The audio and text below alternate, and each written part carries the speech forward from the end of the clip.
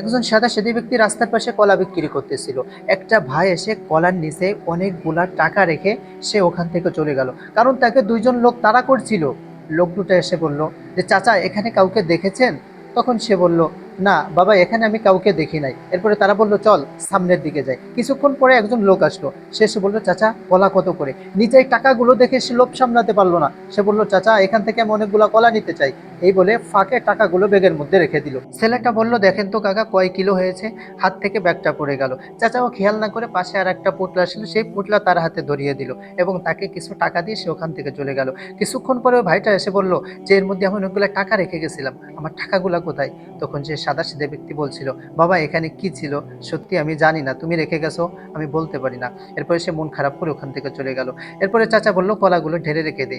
যখন ঢালার সঙ্গে সঙ্গে দেখলো অনেকগুলা টাকা। এরপরে সে বুঝতে পারলো আসলে এই টাকাগুলো তো ওই ছেলেটার। বাবা তুমি বসো, আমি তাকে টাকাটা দিয়ে আসি।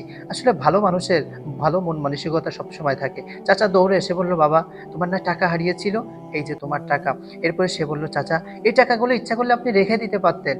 এরপরে বলল, এই হারাম টাকার কামাই আমার সন্তানকে খাওয়াবো না, এটা কখনোই সম্ভব না। ছেলেটা আশ্চর্য হয়ে গেল, তার প্রতি অনেক খুশি হয়ে গেল এবং বলল, চাচা এখান থেকে ইচ্ছা করলে আপনি রাখতে পারতেন, কিন্তু আমি আপনাকে খুশি হয়ে বাবা মনে করে কিছু টাকা দিচ্ছি, এটা আপনি রাখেন। এবার ছেলেটার কিছু টাকা সে রেখে দিল, আল্লাহ তাআলার কাছে শুকরিয়া আদায় করলো। আল্লাহ তাআলা সবাইকে কবুল করুক।